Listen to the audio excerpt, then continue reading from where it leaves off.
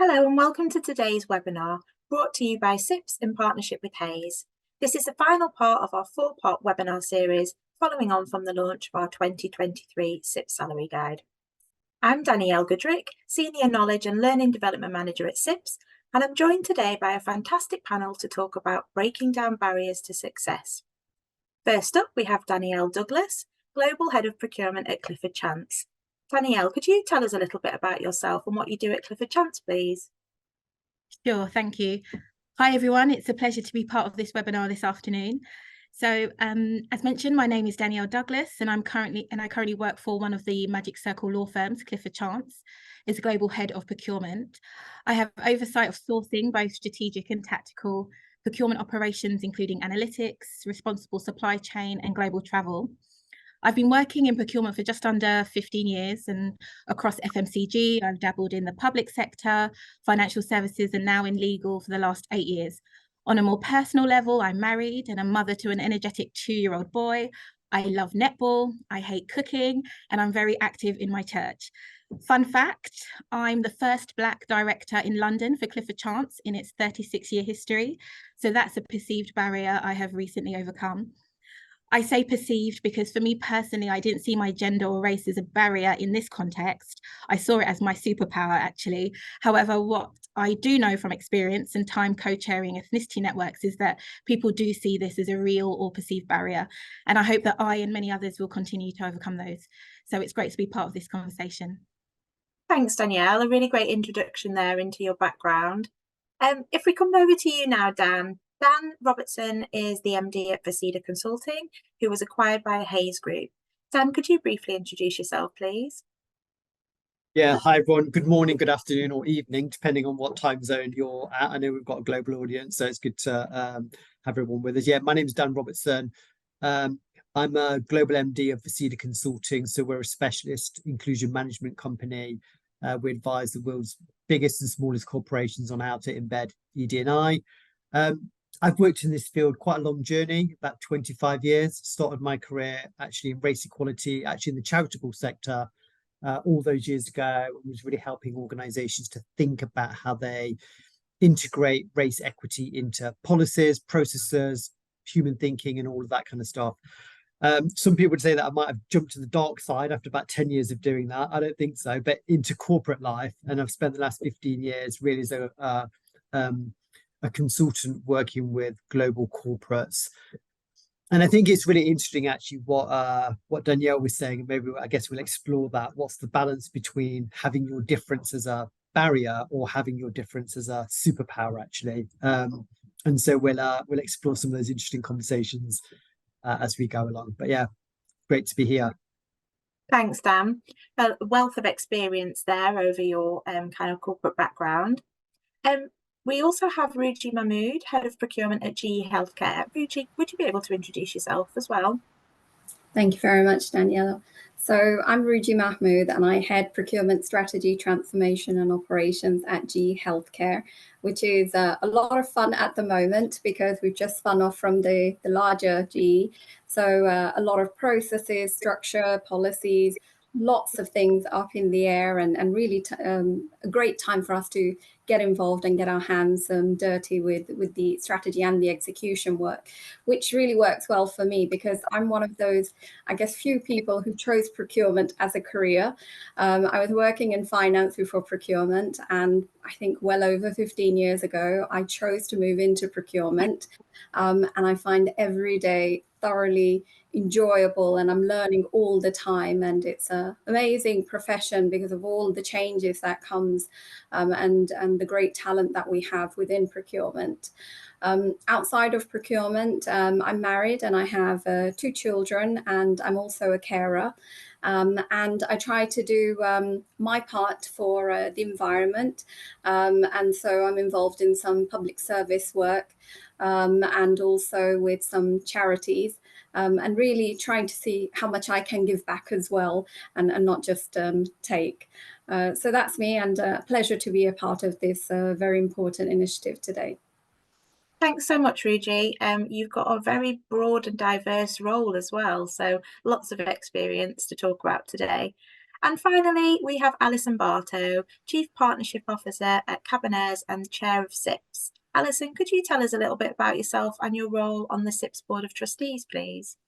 Yeah, of course, Danielle. Hi, I'm Alison Bartow. Good morning, good evening, wherever you guys are. It's a real pleasure to be here as well. So I'm currently wearing two hats. So I am the chair of the Board of Trustees at CIPS. I've been in that role for about a year.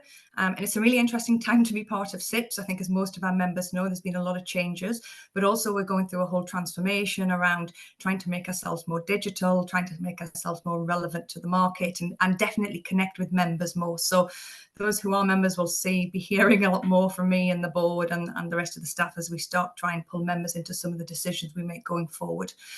So that's one of my roles. I also, on my full-time job, so the CIPS role is a volunteer role. My full-time job is a company called Carbonaise, where I'm the Chief Partnership Officer. So I like this, I'm still CPO, even though I'm no longer in procurement. But I moved into the role at Carbonaise because really I wanted to give a bit more back to the planet. Dan and I talked about flying around the world as part of our previous jobs. And really the company's investing in green projects, so projects that hopefully will extract carbon dioxide out of the atmosphere and look to hopefully slow down climate change. So I've turned into a bit of a green warrior. My background was procurement, so I did procurement for a long, long time. Previous to that, I was the Global Chief Procurement Officer for HSBC. Similar to Danielle's role, I ran procurement and also T&E and the sourcing teams and accounts payable. Did that for many years and then stayed within HSBC, moved into the corporate banking team, and looked after clients and a large number of clients in the UK. And then before I left, I was the head of funding for COVID loans as well, as we rolled out bounce back loans. And then, as I said, then left HSBC and gone into something very different, but love my work at CIPS. And more importantly, I'm a mum outside of work, and I'm a mum to a neurodiverse little boy. So that in itself has opened my whole eyes up to a whole different world on diversity and what that means as he's going through the schooling system, and also then what neurodiverse individuals can bring to workplaces as well. So a very mixed background from my background. Thanks, Alison. Yes, we've got such a diverse panel today, but you've all got so much experience to bring to the discussion today, so thank you. Just a point for our audience to know that our panelists will be taking your questions on the topic at the end as we get to the end of the discussion. So if you do have any questions as we go along, if you can just submit them in the Q&A section below the video, and I'll be able to ask them towards the end of the session. And if you'd like your question directed to a particular speaker, then please do include their name in the comments too. Bearing in mind, we've just realised we have two Danielles and a Dan today too. So good luck with that. Okay, so the webinar will be recorded today and will be made available to watch again on demand. You should receive an email within the next couple of days with the link to watch on demand. So before I move on to the panel discussion, I'd just like to understand some of your perspectives. It's great to see in the chat where you're from, and we've got a really broad spectrum of people on the webinar today from all different areas of the globe. So in your opinion, how much of a priority is ED&I to your organisation? And you should see the question pop up on screen now, and I'll just give you a couple of moments to respond to the first question.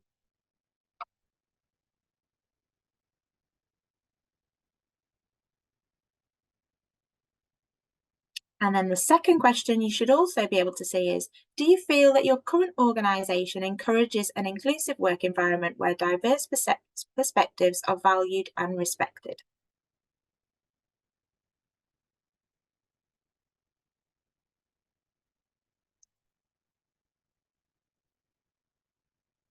Still getting a few people respond. Going up. We've got quite a lot of people on the call today, so I'll just give you a couple of moments longer and then I'll close the poll.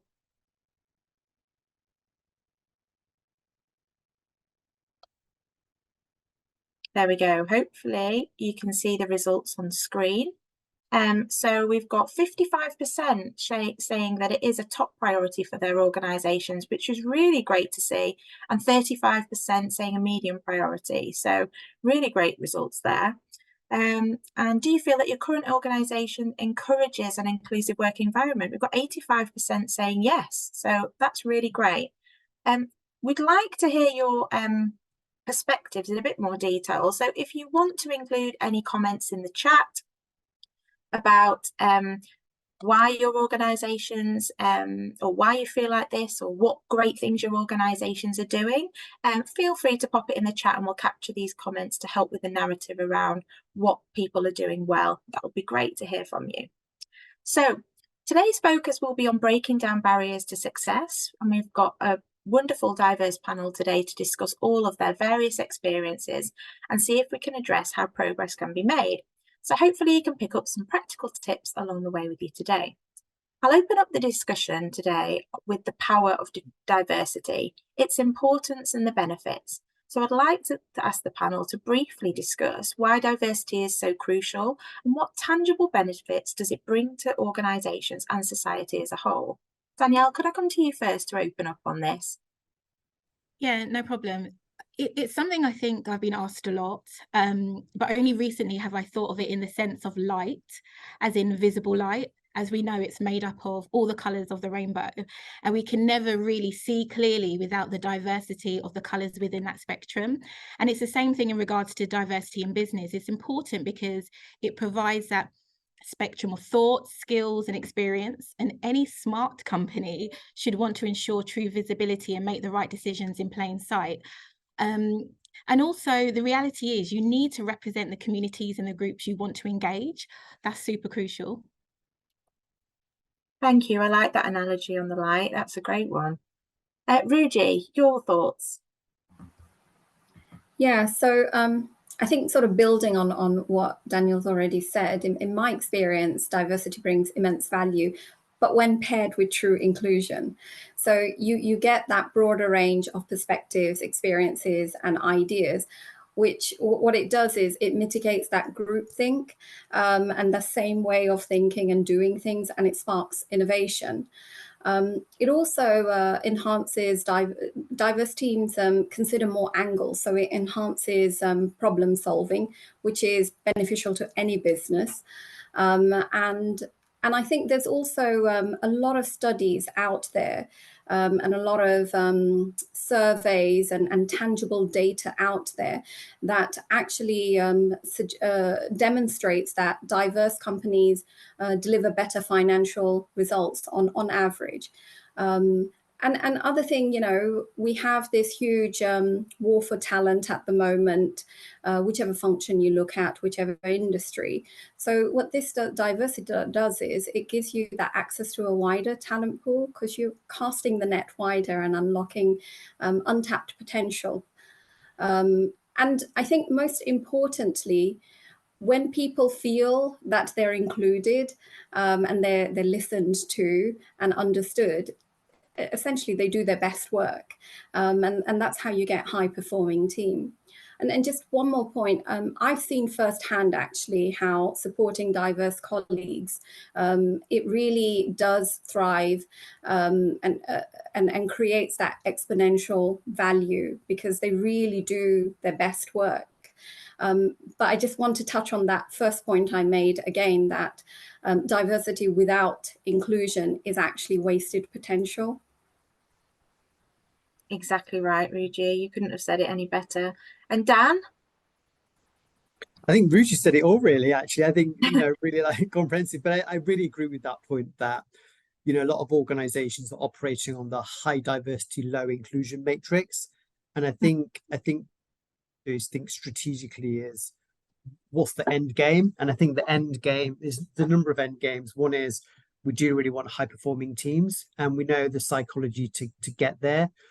But you don't get that through diversity. In fact, you don't get innovation, creativity through diversity. As Ruji says, you get innovation, creativity through that sense of inclusion, belonging, psychological safety. So the high diversity, low inclusion matrix actually creates problems for us.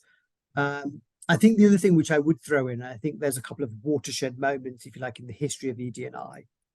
And I think George Floyd was one of those. And the reason for that is because historically corporate leaders would stay silent on what they perceived as social or political issues, actually. Sometimes there's commentary on the environment, but generally corporate leaders wouldn't comment on other factors.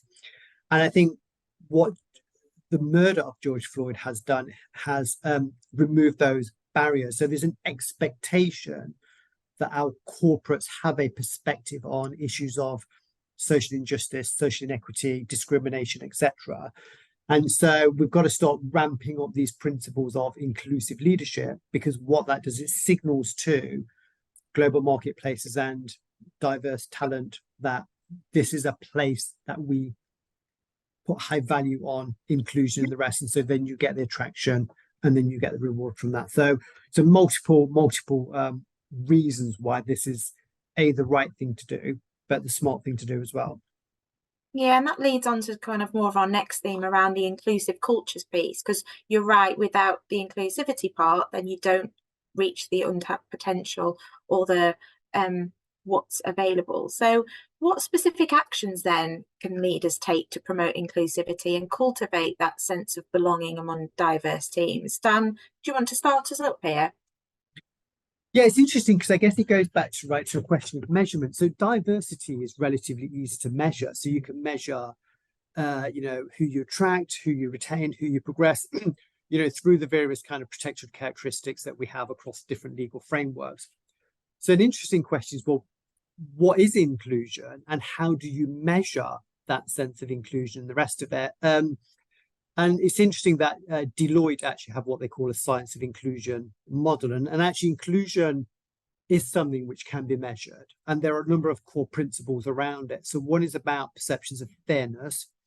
Do you feel that that decision-making in organizations is fair, it's free from bias, so you don't have favorites and the rest of it? So when we talk about inclusion, we talk about this notion of fairness. We talk about a sense of belonging. Can you be your authentic self and the rest of it? Is diverse talent welcomed and respected?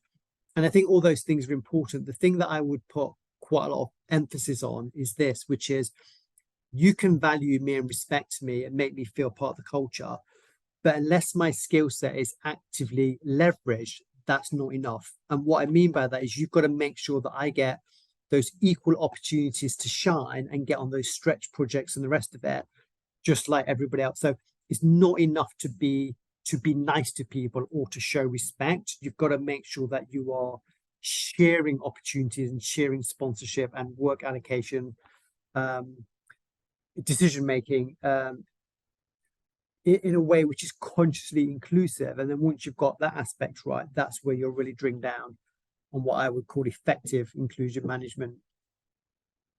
Thanks, Dan. And Alison, you've been a leader for a long time. You talked about your role as a CPO.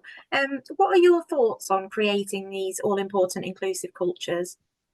Yeah, I think there's a few things that are important. I'm a massive believer of you set the tone of the culture from the top.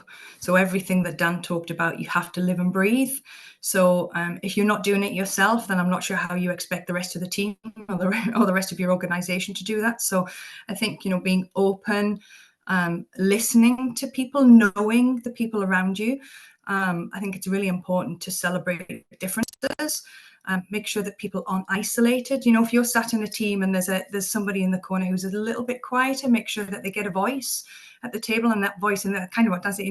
There's no point saying they're inclusive and it's a nice culture to work in, but if they don't feel like they're worthy of it and they're not speaking up and their opinions aren't taken into account, then that just demoralizes everybody. So I think that making sure your voice is heard, and then that comes down to the manager as being a good listener. Not everyone's a great listener. And being open to new ideas, embracing differences, looking at the world. Some people look at the world with a very different perspective. I look at one thing and see something. My little boy looks at exactly the same thing, and sees something completely different. And you need that diversity at the table, but you also then need to make sure it's heard. So there's no point having it there if it's not making a difference and it's not driving strategy and it's not making your day-to-day decisions as well. Also, certainly making those decisions more whole. So making sure that people get involved, creating that culture that they feel comfortable to get involved. And that's, you know, it's easier said than done, but you have to make sure that's a very open culture. And then I think if you see imbalances and you see an unbiased, and whether that's a, you know, a very conscious bias or an unconscious bias, it needs challenging. And some people see it, but they stay quiet. And then it just kind of self-replicates. So I think you then have to be very conscious that if you see it, then you have to call it out as well. Gone are the days where organizations used to brush things under the carpet. That just it is not acceptable anymore. So you know, being open and challenging, I would say, are kind of the critical things. Thanks, Alison. And Ruji, not all organisations have this inclusive culture, but there's not to say that you can't create that within your own team, is there?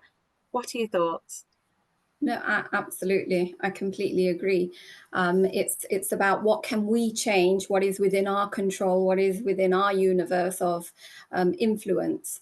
And I think, you know, it really starts with the leader, right? And I believe it's critical that it's intentionally created this inclusive culture where people feel they can belong and thrive regardless of their background or their way of thinking or their way of delivering. And some key actions that I found effective, because I focus on my universe and I'm going to try and make that as inclusive as possible. And so one of the things I do is take a genuine interest, and that's like really, you know, actively listening with empathy, and it's all to seek and understand those different perspectives that were previously said, because it doesn't matter, even if we come from same backgrounds, we're still individuals, and so our own individual experiences and perspectives from that give us a different perspective on the problem at hand and how we solve it. So I think, you know, by creating that space for open, respectful dialogue, it encourages really people to come and be their complete self and be safe to put challenges forward, or, you know, those who are a little more quiet, you know, they feel more comfortable to speak up louder. And I think some things you can do also as a leader is providing mentorship and sponsorship opportunities. So also, you know, part of your corporate structure, it could be not just within your teams, but developing high potential individuals who have those diverse backgrounds, so that you are providing additional support and space for them to come forward, and not feel this pressure to fit in, because that's just such a waste. We're employing them and bringing them in because of all the differences they bring, and then, you know, pushing everybody to work in a certain way, it's a loss and a shame for us then as a company. So I think open dialogue, sharing examples, showing that you're also comfortable to speak up, and as pointed out, that, you know, when there is those incidents of where there is inappropriate behavior, then the leaders have to be very clear and need to make sure that it's made aware that it will not be tolerated. It can't be just, you know, something that you do once a year. It has to be done. It's like feedback. Once it's there, you have to address it there and then. Thank you. And you touched on a few good points there in terms of it being genuine and authentic and leading from the top. And I think that authentic intent is really key here.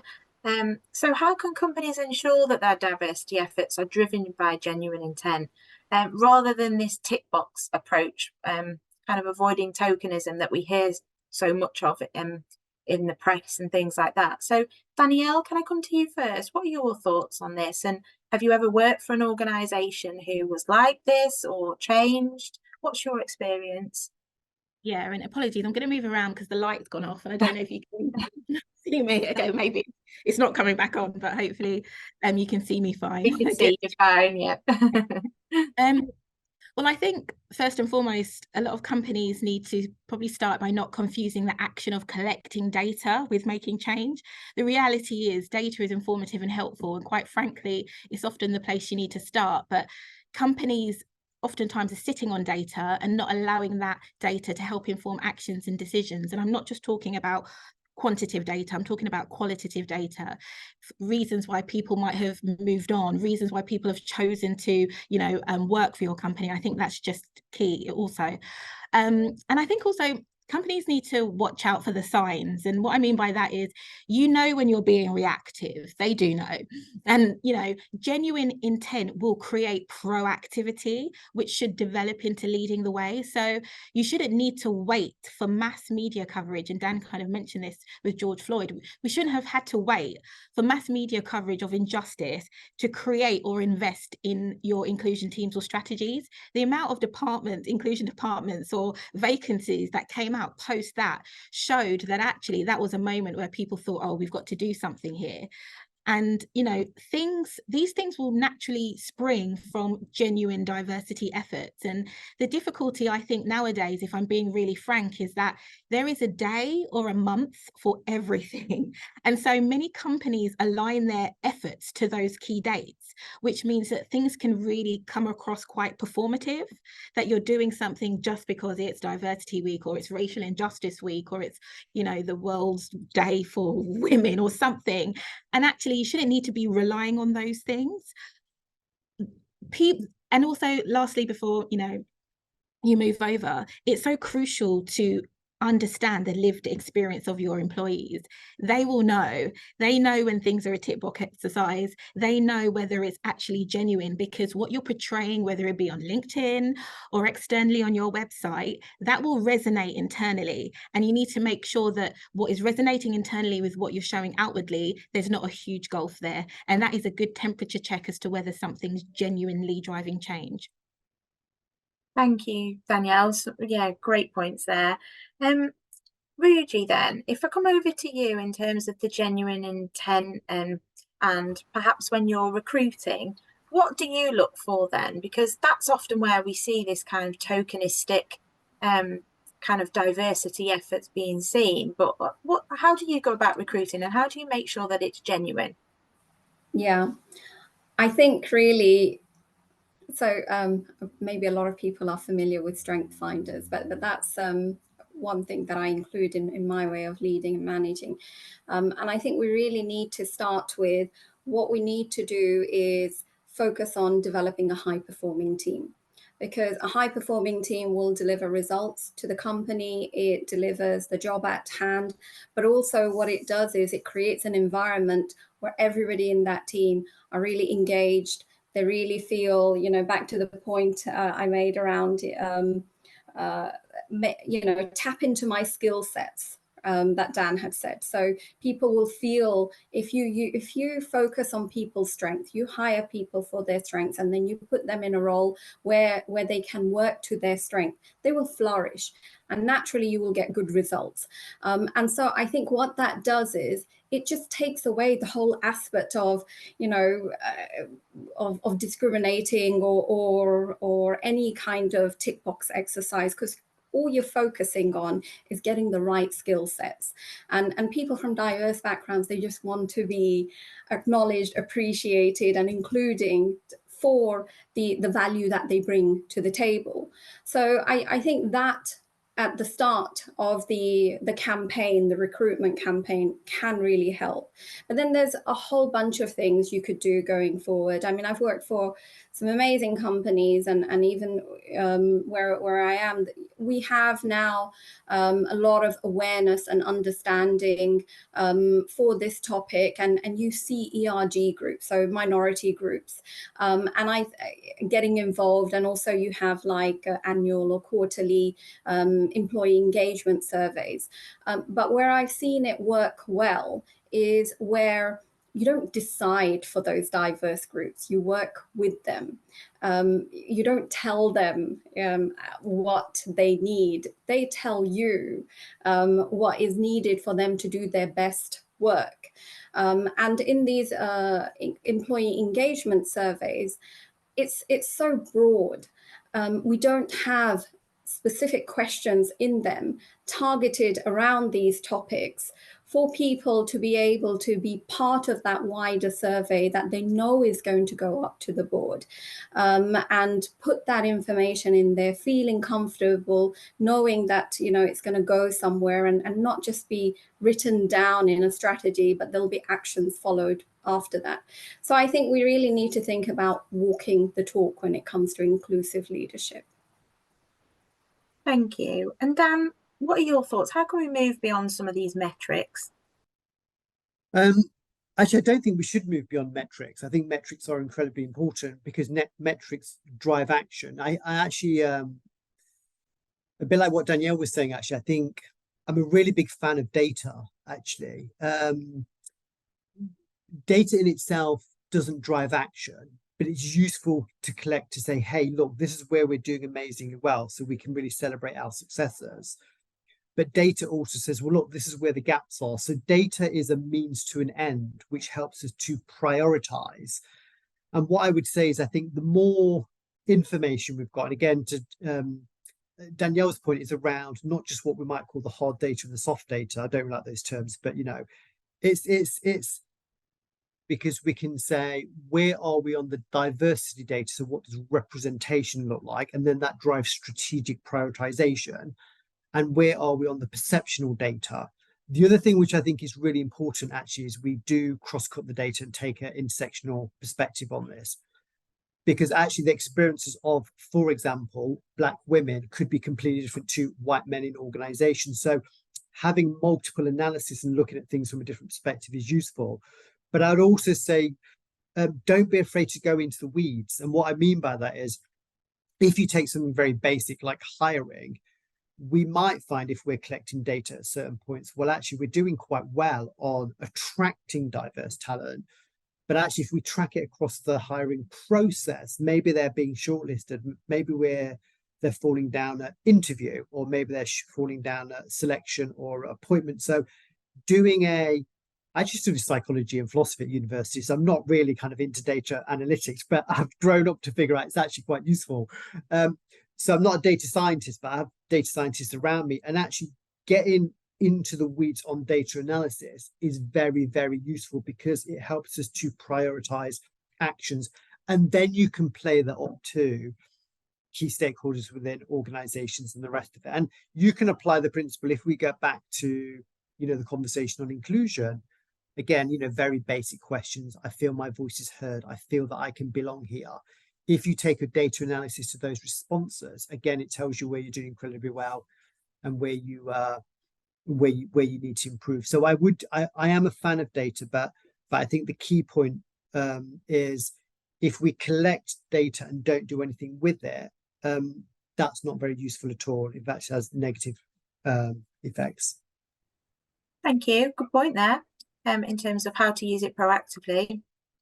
So if we talk about now in terms of the efforts that companies are taking, how can we make sure these aren't short-term fixes and more sustainable in terms of integral to their organisational culture?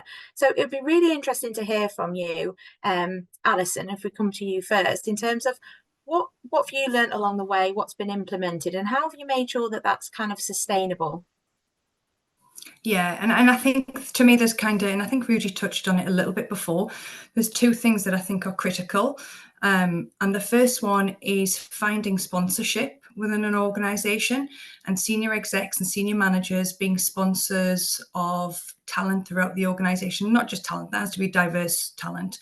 So, and making sure that they feel supported and that they have a voice at a senior table as well. I know certainly when I took the move in, having been in procurement most of my working life, when I had done the CPO role for a long time, had to either decide then you do another CPO role at another organisation, or I stay in HSBC and I do something completely different. And actually, it was because of a sponsor within HSBC who had sponsored me for a long time and kind of helped and supported me as I moved up the management line. And at one stage, I was the only female sat around the CEO's table. But the sponsor I had was actually part of another part of the business. But had he not have said to me, you know, those skills, Alison, are transferable, and you can move them from procurement into corporate banking. Yes, you're going to have to learn, and yes, there's stuff that you know you're going to have to sit down and study, which I did and was happy to do. But I think having that sponsor throughout your career is really important. And organizations can put frameworks to that. You know, this isn't something that just happens as a one-off. Organizations can make sure that this has to happen systematically, so that you have got people being sponsored and you have got people helping people with their careers. And then also it comes into, and I guess maybe ties into it, but having a senior sponsor, but also then having a mentor. And a mentor can be in your organization or outside of your organization. And I've done, you know, personally, I've done a number. I've done a number where people have come to me and said, do you think you could sponsor them? Do you think you'd mentor them for me? And I said, yes, no problem. And they haven't sat in HSBC or an organization I've worked in, but I've just helped and guided them and given them a bit of steerage as they've kind of gone through their career. So I think having a mentor as well. And again, companies, you know, there are structured mentor programs out there that can be delivered. Organizations can make sure that people do have mentors and that they are getting the support they need. So that if there is something that's happening within their line management that they just are struggling with, they've got somewhere else to go to bounce ideas past. And I think for me, those two have been really important throughout my career. Thank you, Alison. And Ruji, what have you experienced? Yeah, I mean, I love everything that has just been said, and just to build on that, I think I've certainly seen that mentoring and development of pipelines to grow diverse talent is certainly what's helped.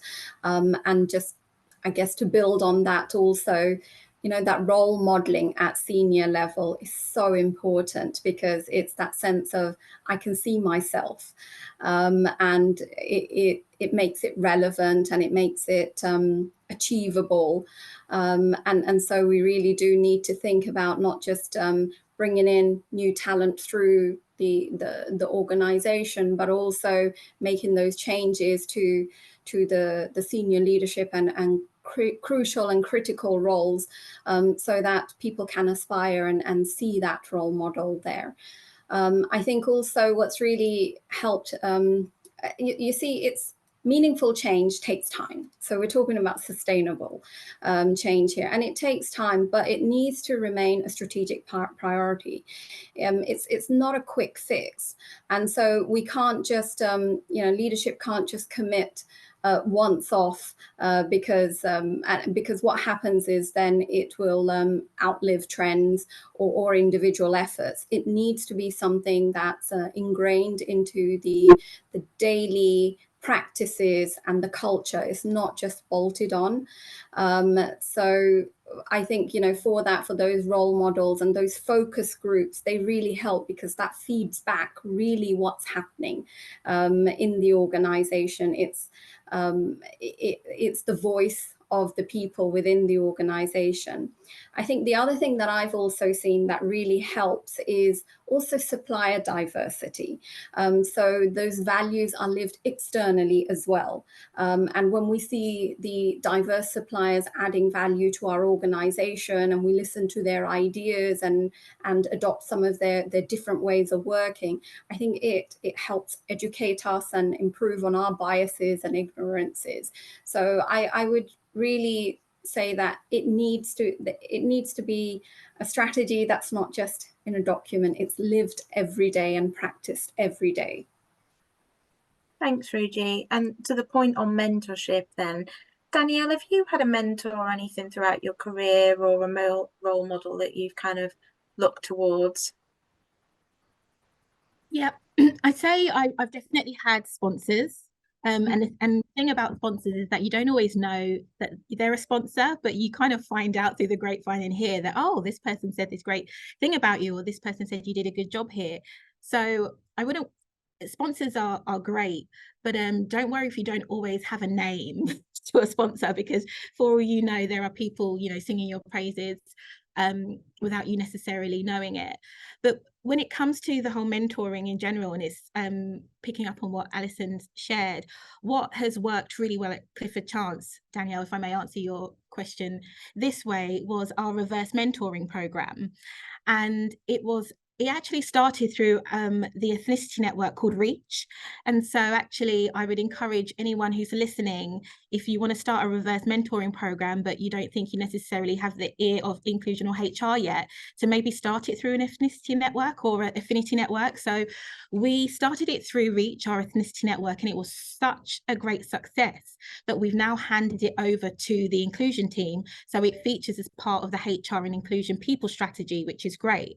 So it wasn't just a short-term moment in time, it now feeds into the wider strategy of the organization.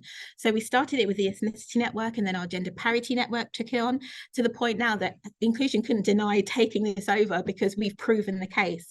And that worked really, really well. And another thing, and this goes to Ruji's point in terms of ensuring things are embedded, I'll give them a case from CC. Obviously, we're a law firm. What we were finding, and Dan mentioned this also, is that we're great at attracting a diverse range of trainees. We're great at getting those trainees through the door. However, we found that in particular, a lot of our Black lawyers were leaving around a certain PQE, so certain years of being qualified. And there's a reason for that. That's not just a coincidence. So that's where you can then go back and really look at the data. But one thing we did was, as part of the appraisal process, we also brought in some of that HR and that ethnicity data. So once the partners and the practice area managers had done their appraisals, they also were able to then look at the diversity stats against that to see, actually, from all your Black or Indian or Asian lawyers within your practice, have they in general got some of the lowest appraisal scores, just to challenge that. So and that translated into blind matter management. It's a bit like taking off names from a CV. So you're just looking at people on their skill set, because the reality is there is bias. So a lot of the success of this stuff is really ensuring that it's embedded in processes that aren't going to go anywhere. Right, thank you. And if we talk about now, in terms of, you talked about attracting the right skills needed for the organisations to thrive, but keeping them then as well. So what can be done to empower individuals at all levels of the organisation? You mentioned the Reach network there, Danielle, to champion ED&I and to drive kind of meaningful change throughout the whole organisation.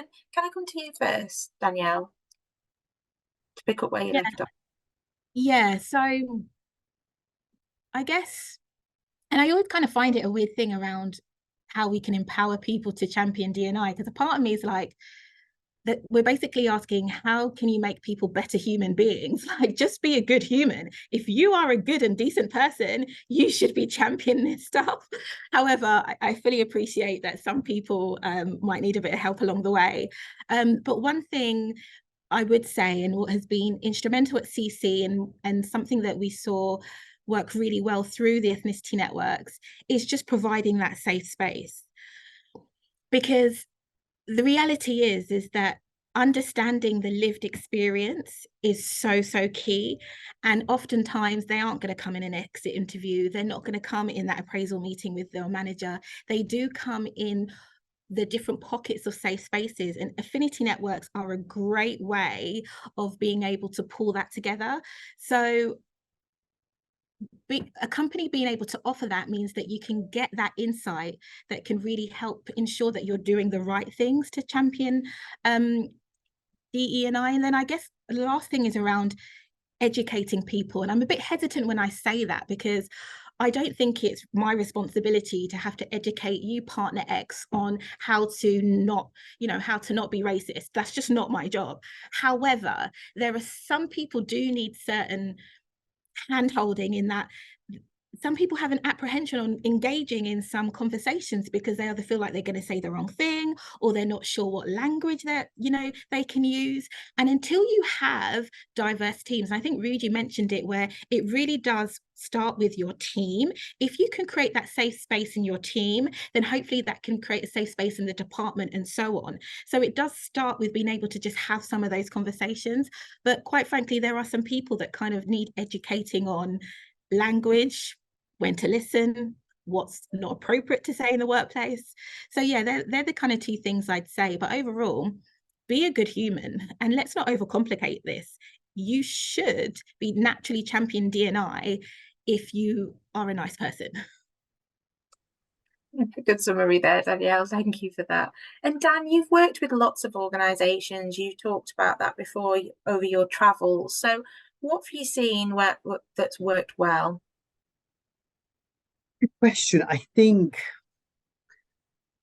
look, I'm not a fan of things like positive discrimination or quotas. Actually, I don't think they're helpful. But I am, and it might sound like I'm playing with words actually, but I am a fan of targets. I'm a fan of metrics, and the reason I'm a fan is nothing to do with D&I as a starting point. Is that all of us in our organisations have targets around certain things. So we have metrics around financial performance, or we have metrics around employee engagement scores and stuff like that.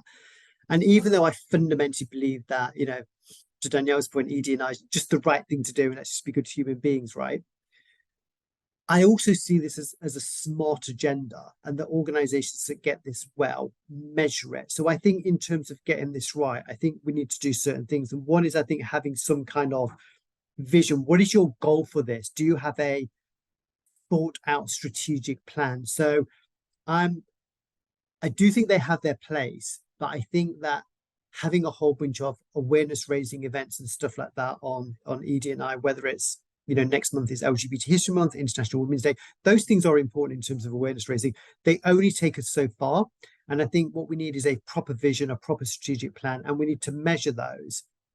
So I think strategic alignment between things like ERGs and leadership is important.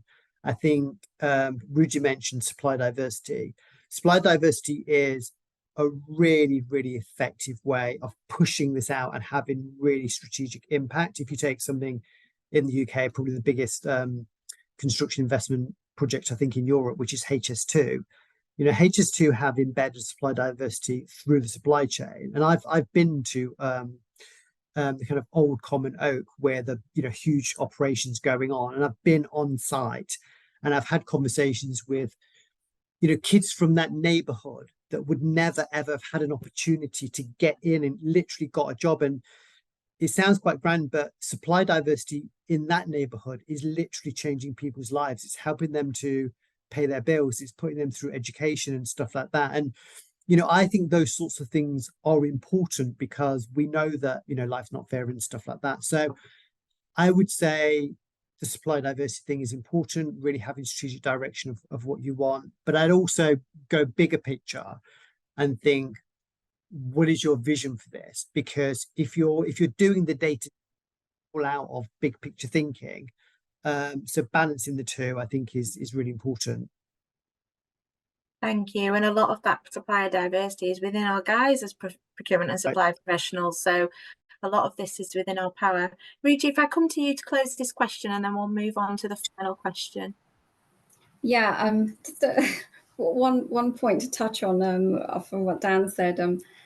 There's nothing positive about discrimination. So whoever came up with that concept needs to think again, or they've not faced discrimination because they've been privileged. I completely agree that data is important, because if you can't measure, you can't manage, right? So I think it definitely helps us manage things proactively, logically, and put in place actions, identifying those gaps, putting in place actions, and then you can fast track where it's not working. And I think it's okay also. So recently somebody I had a meeting with, and he said to me, "Oh, your English is really good." It's, you know, little comments like that, but it was learning for that individual. So I think it's okay, because, you know, he then apologized and explained his interaction with other Asian people. And so I think we have to be open to, we're all learning. And so be okay to accept your biases, be okay to be vulnerable about it and say, I'm learning. I don't understand all the different diversities, diverse cultures and experiences we have. And that's where companies can really help. So for example, one thing we have here at GE Healthcare, which I really appreciate, is we have policies for carers.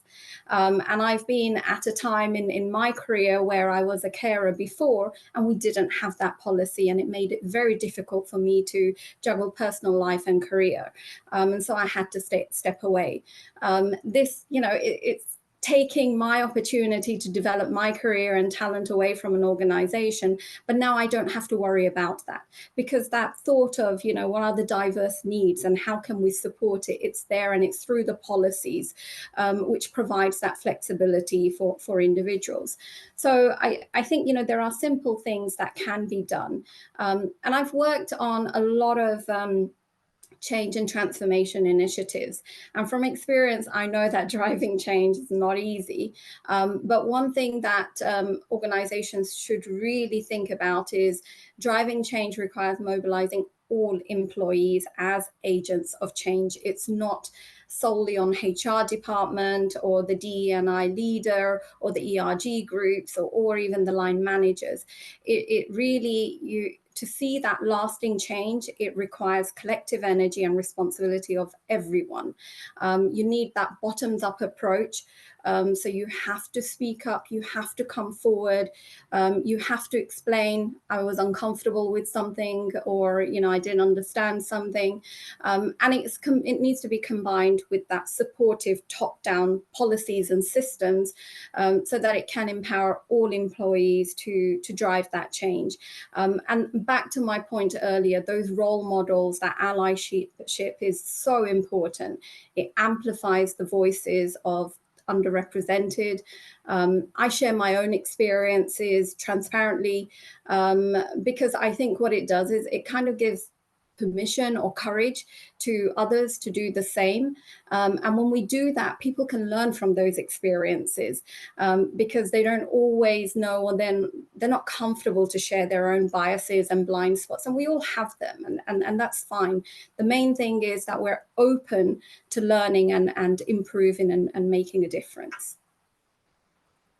I really like what you said there. It's that kind of genuine humanness as well. So thank you. Right. So we're running quite tight on time now, but I just want to close this discussion here by finally, if you can wrap up with your top tips or takeaways for the audience, and then I'll open up to the panel questions. So Danielle, what would you like to leave the audience with today? Yeah, sure.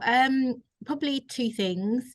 So firstly, not all barriers are imposed on us, in that some are probably self-imposed. And I think sometimes just take a moment to pause and say, have I created this barrier in my head, or actually is there an issue either within the organization, and so on? Because I think sometimes we do create it ourselves, and actually the ones we create ourselves are easier to overcome because we have more direct control of them. So just take a moment to really think about what it is you're facing personally. And then secondly, and Ruji just touched on it and others have touched on it, role model the change you want to see. It's so important. And Alison mentioned it starts a lot of the time it does start from the top, and I totally agree. And for any people managers out there or team managers, you've got an opportunity to do that within your team. It's something I certainly keep close to my heart, that I want to role model the change and the behaviours that I want to see within my organisation. Don't be a hypocrite. So they're probably my two. Thank you, Danielle. And Alison? Yeah, I would say maybe the first one, maybe a little bit similar. Be brave. Believe you can make the change. The people around you will be influenced by you, and don't underestimate the amount of influence that you as an individual have on the people around you in the organization. Don't wait for things to happen to you. Be that kind of driver, and be brave and speak up and get out there. The other thing I would say was challenge, and challenge if you see bias in your organization. Don't be frightened to challenge it. Everybody should feel they're in an open environment, that they can say what they want, without swearing too much, but that they can say what they want. And if they see biasness, it needs to be called out.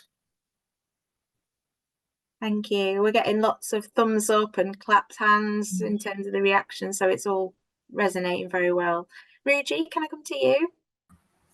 Yeah, so I'll also then go with the flow and give two. So the first one, I agree with the ladies there. Don't let your fears beat you. It's okay to have intruder syndrome. It absolutely is. We all have it at some point or another, but it shouldn't prevent you from realizing your full potential. So put yourself forward, give it a go. Worst case, you learn something. It's not for you. And I think the second thing is, when you are at that seat and that you have that influence, that position, then think about giving back. Think about, you know, the amount of effort you had to put in opening those doors. So hold a couple of doors open for others. Thank you, Ruji. And Dan? Oh gosh, following all that, I think we've been slightly contentious for a second. Change never starts at the top. Leaders are facilitators of change, but if you look at the history of change, which is probably a completely different webinar, change always starts at the bottom, right? So the message is, don't wait for leaders, just do it yourself, actually, and start that community from the bottom, actually. And then leaders, when they see the change, then they get on board. So that's the first thing I'd say, is don't wait for the top to get involved. And then I think the other thing I'd say is, I think it is important that we role model our own personal values. I don't really care. I don't need external values to tell me how to behave. I know what inclusion looks like, what respect looks like. So it's on us to make sure that we are projecting our own values and not having to rely on our own organizational values to tell us what the right thing is to do in terms of behavior or bias, all the rest of it. Like, basically what I'm saying, you know, we've got more power than we think. Thanks, Dan. And I think you summarised that really well in terms of we have the power to make change, especially within our own organisations and our supply chains as well, from a supplier diversity perspective. So power's in our hands to make a difference and drive it forward in our own teams and within the organisation as well. So thank you all. I could sit chatting to you all afternoon. But we are getting a few questions from the audience, and it would be nice to cover some of those whilst we've got a few minutes left. So I'll just go to the Q&A now. Right. In the last year, our company engaged 162, just over 10% of our employees, to attend an ED&I training session by an external employment law specialist providing best practice in the way we treat one another. I was lucky to attend and was able to share the practices with my team. The companies do this, hopefully for the better. So that was more a comment. Would you agree that we should build a more inclusive employee ethics, social value and governance culture where we drive people to the core of thinking about overall succession and retention perspectives?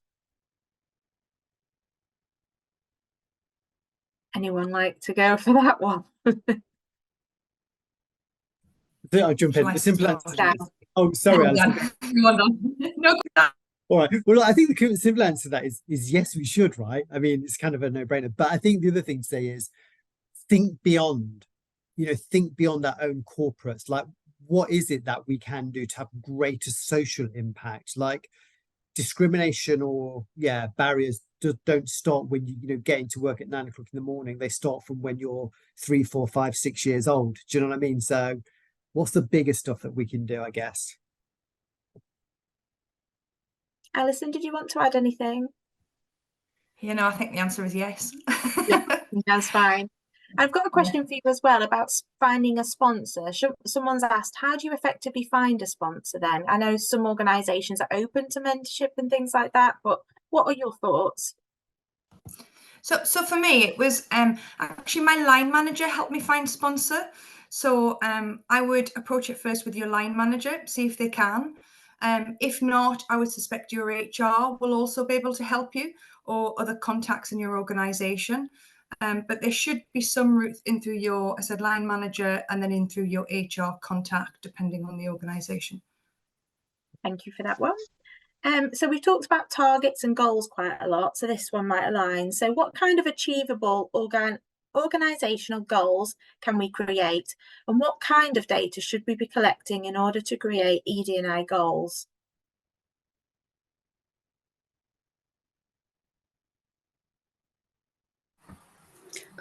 So I'll give a quick one on that. So, pardon? Thank you. Okay. I think we need to, the data we collect, it needs to be the correct data, absolutely. So start with outcome focus. What is it we're trying to achieve?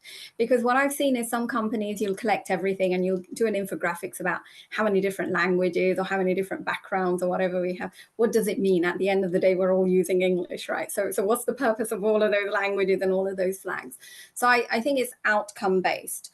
If you start there, and that will be with, at the moment, we have X amount of representative at different levels of the organization, and therefore how do we balance it more, and balance it more for whatever it be, gender or ethnicity or even functional background and age group as well, to help challenge that. But also thinking about other things, you know, disabilities, and because what that does is, if you think of it from the perspective of what does my customer look like, what does my stakeholder look like, what does my supplier look like, and does my employee base reflect that?